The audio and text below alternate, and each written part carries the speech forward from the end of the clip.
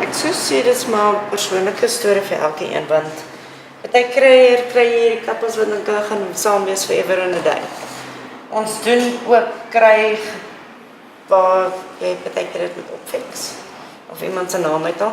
So wat ons nou maar doen vir Valentine's is meeste van die tyd trouens nie om heeltemal name op te sit nie. Ons sal eerder iets voorstel waar hulle aardjie met sê 'n veertjie of iets bysit. Iets wat meer persoonlik is. Dat sê nou maar die Valentine hou nie, dan eventually een van die dae whatever as hulle nou kom vir nog 'n tattoo, wat ook al dan het hulle nog steeds haar tattoo. Ons hoef dit nie heeltyd te gaan staan en weer reg te maak en op te fix en al daai goed nie. So weet jy, baie mense ek dink is 'n persoonlike ding. Ja, ek het nie regtig baie veel dinkwerk gedoen oor dit nie. En is veel meer op. Ja, obviously dis my musiekarm. Het gaan alles basically musiek wees. Dis een van my favorite bands hier se logo. As jy gaan sien op die internet basically describe dit as 'n modern yin yang. En ja, my favorite band. Def Leppard.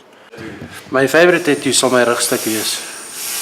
Wat vir my wat kan ek sê my ouma en oupa. Dis vir hulle. Meeste van die couples wat inkom, dis sentimenteel.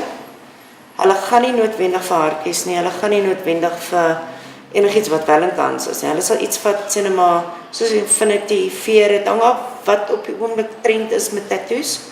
Party sal gaan, die nuutste ding wat hulle nou doen is hierdie crowns, wat die his en hers. Dit doen symboliseer daai van jy saam met iemand, maar ook, dit is nie noodwendig van almal sien iemand se naam op jou of whatever nie. So ek dink mense se hele idee van tattoos deesdae het verander.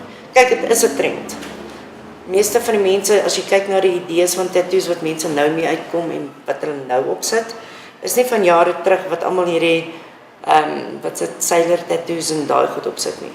Deesdae se tattoos gaan oor aard.